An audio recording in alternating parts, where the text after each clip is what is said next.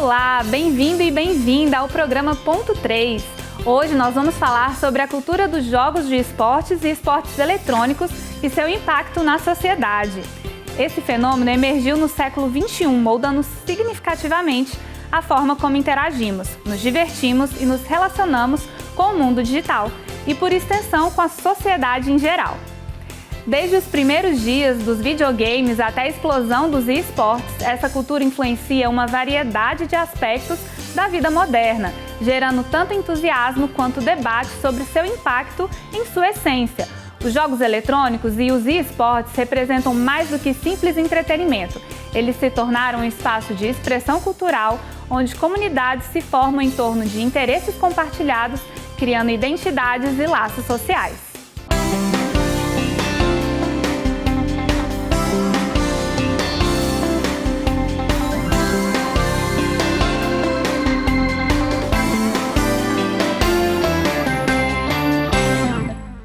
E eu convido para esta conversa sobre jogos eletrônicos e seu impacto social o Raoni Machado, que é professor do Departamento de Educação Física da Universidade Federal de Lavras.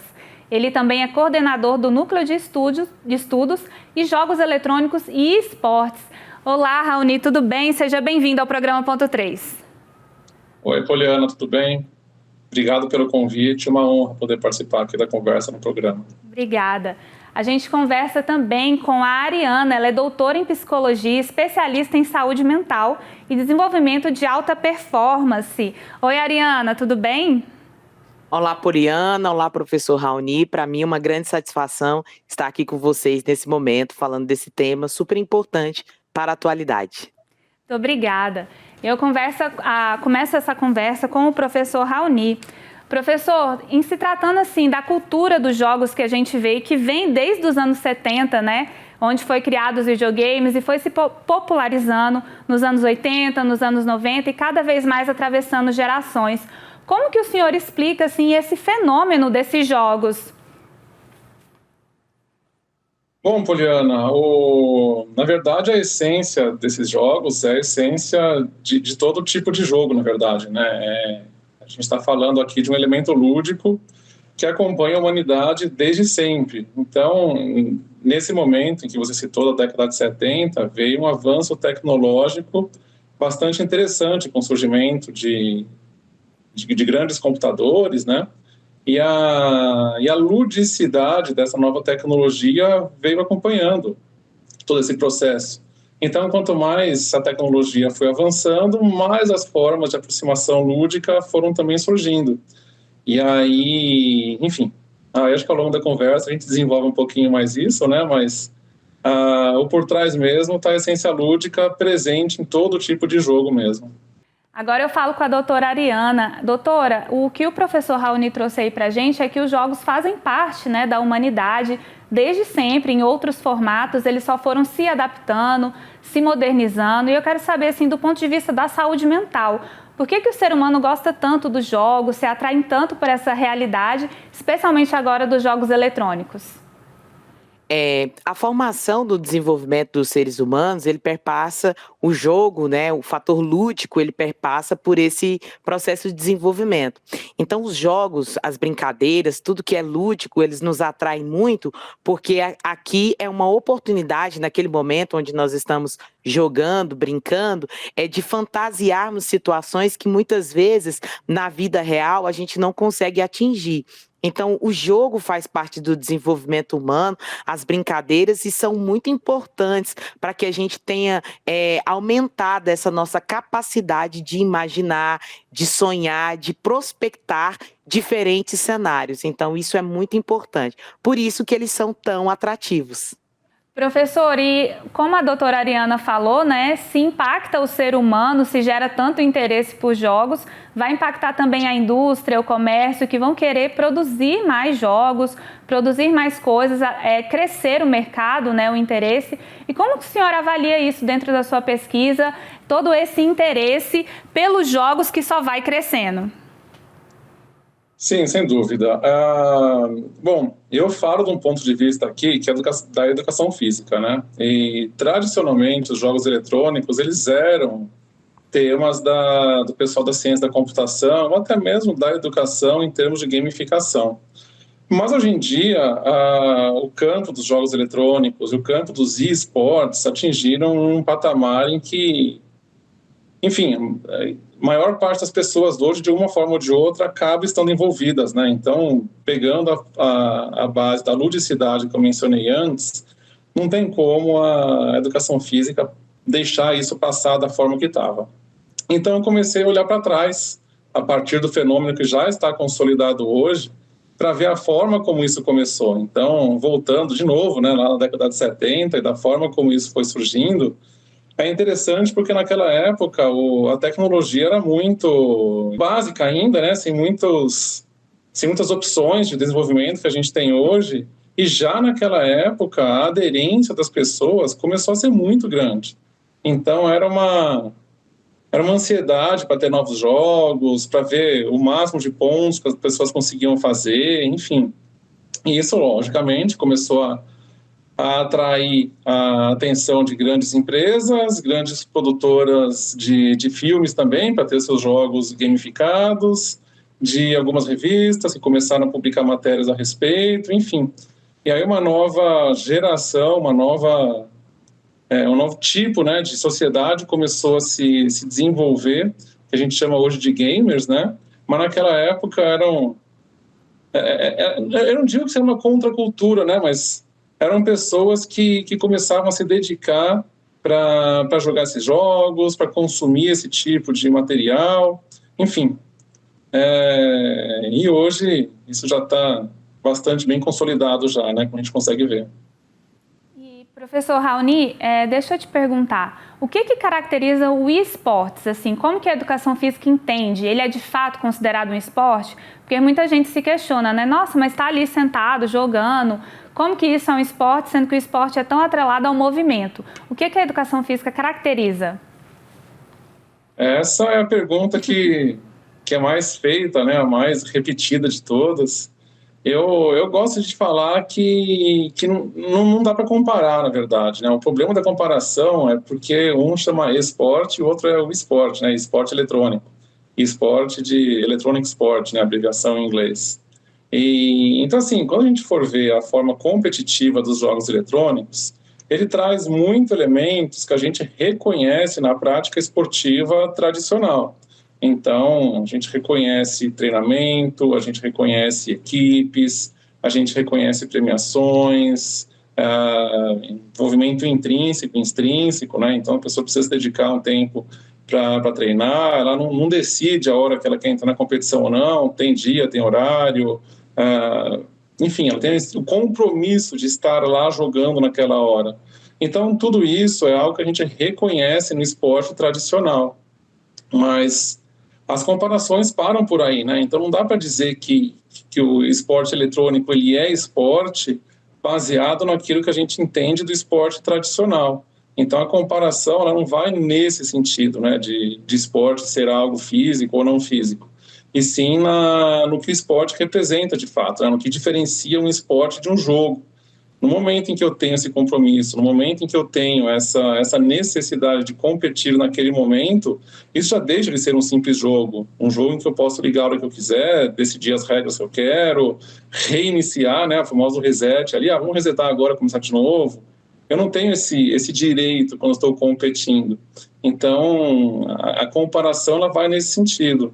Mas não para dizer que eles são igual, né? Porque uma coisa é uma coisa, outra coisa é outra coisa, né? Um é esporte eletrônico e o outro é esporte tradicional. E Ariana, para você, né, que trabalha com alta performance, e a gente tem os pais, mães em casa acompanhando a gente, vovós e vovôs, como garantir que essa molecada, né, muitos são muito jovens, começam no esportes, tem uma alta performance sem prejudicar outras áreas da vida, né, já que são adolescentes ali em desenvolvimento, como garantir a saúde mental dessa molecada? Eu sempre digo que é importante a gente entender que nós somos seres biológicos, sociais, né, espirituais e psicológicos. Então, a gente precisa atingir todas as esferas, né? todas as esferas do desenvolvimento.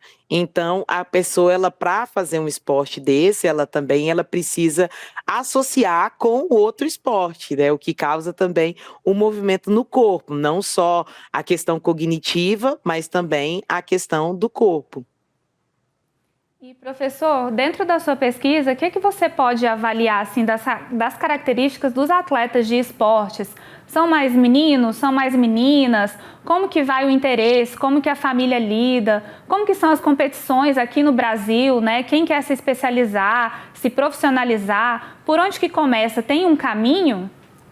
Tradicionalmente falando, os jogos eletrônicos, eles são mais praticados por homens, né? Homens de variadas idades, predominantemente os mais novos um pouquinho, né? Mas não é restrito, né? Tem muitas mulheres também que participam, mas o grande número mesmo de praticantes são os meninos. Bom, para início, a pessoa tem que saber o tipo de jogo que ela gosta, então não dá para dizer de antemão, você é um talento nisso, você é um talento naquilo. Então isso já é uma grande diferença que a gente tem já do esporte tradicional. Então, começa com a pessoa tem que ter acesso, né, ao tipo de dispositivo eletrônico que tem o jogo que a pessoa gosta, né? Eu vou falar assim, em relação a eu mesmo, eu compito em automobilismo virtual. Então, eu tenho que ter um dispositivo que permita que eu compita, né, em automobilismo virtual, com equipamento adequado para isso, com volantes, pedais, e, enfim, o console, o computador, até o celular mesmo, onde seja possível eu desenvolver essa prática. Tem alguns jogos que são jogados só pelo celular, então dá para ter uma base de jogadores bem maiores, muito mais do que videogames, e muito mais em computadores também, o computador gamer acaba sendo bastante caro também, né? Então, limita um pouquinho o acesso às pessoas. Mas, de toda forma, o início se dá pela escolha do jogo, aquele jogo que você realmente gosta de jogar e aquele jogo que tem uma desenvolvedora em que aposta, né, nessa comunicação online e que organize formas de realizar essas interações que podem se tornar competitivas, né, no caso de esportes. Mas, se não, dá para as pessoas se interagir simplesmente jogando os jogos, sem ter essa competição propriamente dita mesmo. Ariana, eu te pergunto agora, esse aspecto social, né, dos videogames, dos jogos eletrônicos, porque as pessoas do mundo inteiro podem interagir ali entre si, né? Pessoas de diversas classes sociais, de diversas origens, de outras línguas. Como que acontece, como lidar, na verdade, porque aí tem o problema, né? Tem a parte boa de fazerem muitas amizades, de aprenderem um novo idioma, mas tem a parte ruim também, que a gente sabe que tem casos, né, de bullying, de racismo, de preconceito. Como que os pais podem observar isso dentro da realidade dos seus filhos que jogam ali, jogam por prazer simplesmente, ou jogam porque querem se profissionalizar um dia, a se proteger, a saber lidar com esses ataques?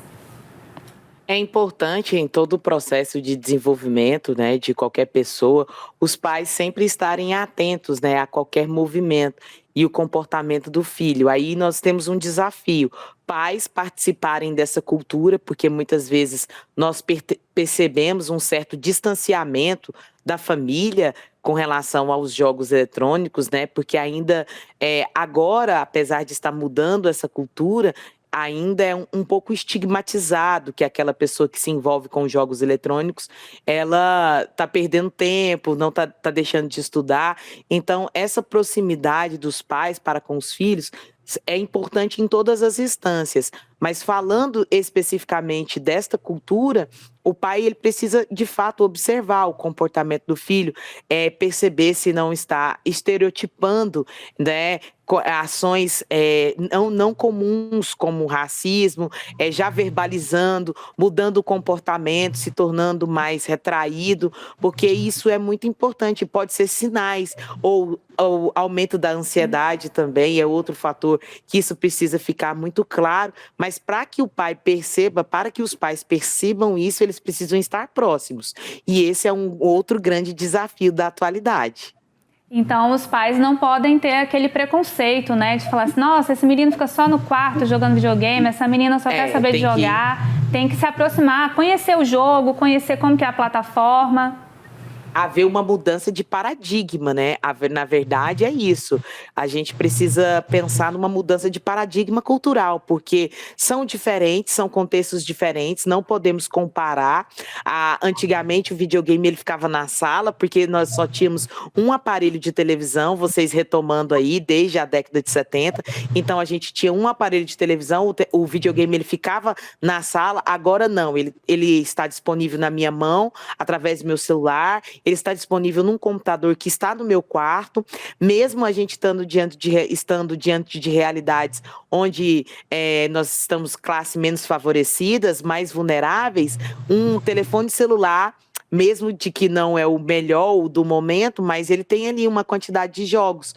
Então, acaba que eu tenho um acesso mais facilitado à informação e, por outro lado, eu também fico mais introvertido e ali no meu lugar, no meu jogo, na minha vida, nas minhas regras, e os pais acabam se distanciando e essa cultura precisa ser modificada. A gente precisa pensar amplo, né? Porque a gente sabe que hoje em dia os grandes gamers são pessoas que têm um certo nível de influência sobre os jovens e adolescentes, e isso também, de uma certa forma, traz sim um desenvolvimento, é um outro tipo de trabalho, é uma profissão para alguns, né? Então os pais precisam pensar na mudança paradigmática. Professor, e essa realidade, né, de ter se tornado uma profissão, você observa isso na sua pesquisa, no seu trabalho com seus alunos também? Porque agora é uma tendência, as pessoas querem se tornar gamers profissionais, tem esse deslumbramento com a questão de que muitos ganham muito dinheiro, mas aí também envolve outras questões, né, culturais, acesso, enfim, todas essas diferenças sociais que também entram nos esportes. Não, hoje com essa nova possibilidade, né, de profissionalização através dos jogos, temos duas grandes áreas, né? Tem a primeira área que é o atleta mesmo, né? Aquela pessoa em que ela é realmente boa e que vai desenvolver aquele jogo de uma maneira competitiva bastante legal. E tem a outra característica que é dos produtores de conteúdo. Então tem pessoas que elas se dedicam, né, a pegar um tipo de jogo e analisar aquele jogo em profundidade. Então ela tem tempo disponível, né, para se dedicar a esse jogo e explora, tem facilidade, né, com o entendimento da jogabilidade, né, da diversos tipos de jogabilidades, e explora, né, aquele jogo, mostra dicas, mostra lugares escondidos, e isso tem uma audiência muito, muito grande mesmo hoje, né, tem aplicativos, né, de vínculo, não só YouTube, como a Twitch, que exploram basicamente esse tipo de conteúdo. Então, é algo que pode se tornar rentável, né, para quem conseguir se dedicar a isso de uma maneira interessante. E, Ariana, eu te pergunto, os jogos também podem ser uma forma de terapia para quem tem ansiedade ou para quem é diagnosticado com algum transtorno? Eles podem também ajudar no tratamento da pessoa? Como terapia, não. Eles podem auxiliar, sim, associado a uma psicoterapia. Agora, a gente só falar que ele, por si só, ele pode ser o agente restaurador de algum processo ansiogênico, não. Até mesmo porque a gente sabe que, por vivermos em grandes centros, e a maioria das pessoas que são os gamers, que são os jogadores, sejam eles profissionais ou não, só pelo fato deles já estarem em grandes centros e ter essa cultura social nossa de autocobrança, de entrega de resultado, isso por si só já gera ansiedade. E a gente sabe também que a própria competição, seja ele em qualquer esporte, também gera ansiedade. Só que uma ansiedade positiva. Contudo, a linha entre a ansiedade positiva que te impulsiona ao bem-estar, a buscar novos objetivos, e a ansiedade negativa que te paralisa, que te gera medo, ela é muito tênue e ela é muito difícil de entender qual é a hora que deixa de ser positiva e passa a se tornar negativa. Então, os jogos, eles podem auxiliar no processo, mas como identificá-los como uma forma de terapia, não.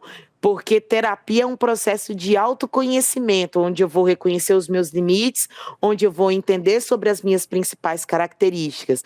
O jogo é um dos elementos que compõe a manifestação da minha personalidade. Então, ele me auxilia, né? Ele, na verdade, ele não pode se tornar o elemento principal. Ele faz parte de mais um dos papéis que nós exercemos aí no nosso processo de desenvolvimento. Que ótimo. Professor Raoni, a gente está chegando à parte final aqui da nossa conversa e eu queria te pedir para sintetizar, assim, de forma, os benefícios que você vê dos jogos eletrônicos, dos esportes e as tendências para o futuro aqui nessa nossa conversa. Bom, os jogos eletrônicos hoje, e aí fica legal pegar aquele filme Matrix para fazer a referência, né? Eles hoje estão inseridos em uma nova realidade. Quando eu falei que o esporte tradicional e o esporte eletrônico eles não podem serem comparados, é justamente por isso, porque eles ocupam lugares diferentes. O lugar que o esporte eletrônico ocupa hoje é dentro de um espaço que a gente chama de cyberespaço. Ou seja, é um espaço em que, na verdade, não existe, né? Um espaço que o esporte eletrônico ele é feito dentro dos computadores, por isso que a gente fala que é dentro da Matrix, né? Um lugar que existe, na verdade, apenas dentro da nossa cabeça. Então, é um momento diferente daquele que a gente vivia de interação direta entre as pessoas, né? Então, não existe esse espaço, né? O espaço que o filme cria lá, em que as pessoas entram de fato, né? Na verdade, é um espaço que está dentro da nossa cabeça. E o tipo de conhecimento que é gerado a partir disso é o que a gente chama de cybercultura. E a cybercultura é inerente à era moderna, porque hoje o avanço tecnológico que a gente tem, com o avanço de internet, com o avanço dos dispositivos eletrônicos mesmo, estar por dentro não por dentro literalmente, né, mas estar atento às nuances da cybercultura e a produção cultural que é gerada disso, que eu acho que é o principal benefício que se tem de quem está envolvido com os jogos eletrônicos, que é uma facilidade bastante grande já de interação nesse tipo de ambiente. Como a Mariana já mencionou, né, não dá para simplesmente fechar os olhos e dizer que não existe, que é prejudicial. É uma nova forma de produção cultural, é uma forma que vai só se desenvolver cada vez mais a partir daí, e fazer isso da maneira lúdica que os jogos permitem, eu acho que é o principal benefício que a gente pode tirar disso. Lógico, existem muitos riscos, existem muitos cuidados que devem ser tomados, mas assim como outros tipos de manifestações sociais também, né? Isso eu não tô negando, né? Estou falando aqui do copo cheio, né? Não do copo vazio. Mas é isso, é entender a partir da ludicidade que isso proporciona as possibilidades que o desenvolvimento cultural a partir da sabecultura possibilita. Doutora Ariana Fidelis, tudo bem? Agora vamos lá fazer o seu arremate final aqui dessa perspectiva da psicologia, né, desse atendimento às famílias, crianças e adolescentes sobre os esportes e sobre os jogos eletrônicos. Bom, é importante, como o professor mencionou, e eu quero aqui reforçar, a gente não volta mais atrás. Nós precisamos pensar nessa mudança paradigmática e cultural, até mesmo da manifestação dos nossos comportamentos, de como nós fazemos, né, no nosso dia a dia. E aí, dentro dessa perspectiva, os pais, eles devem ficar atentos quando aquela criança, aquele adolescente, ele começar a se desligar mesmo dessa vida real aqui. Porque fazer parte da cybercultura, ter o seu avatar, isso tudo é bom para o nosso imaginário, é importante e é essencial para o desenvolvimento. Contudo, ele não pode substituir esse momento aqui, esse contato, essa forma onde nós nos comportamos.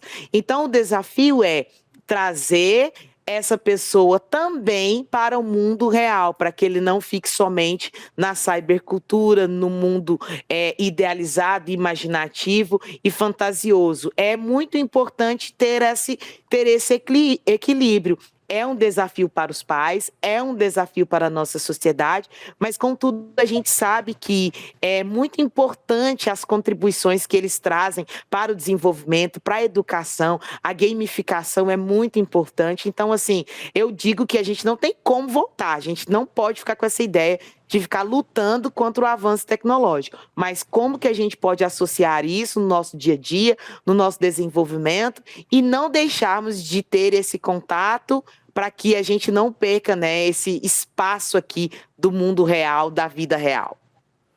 Doutora Ariana Fidelis, muito obrigada, viu, pela sua participação. A TV Pai Eterno está sempre de portas abertas. Eu agradeço mais uma vez, para mim é uma honra estar aqui com vocês, falando desse assunto, dividir aqui a bancada. Obrigada, professor Raoni, obrigada, Poliana, e a todos aqui os ouvintes aqui da TV Pai Eterno.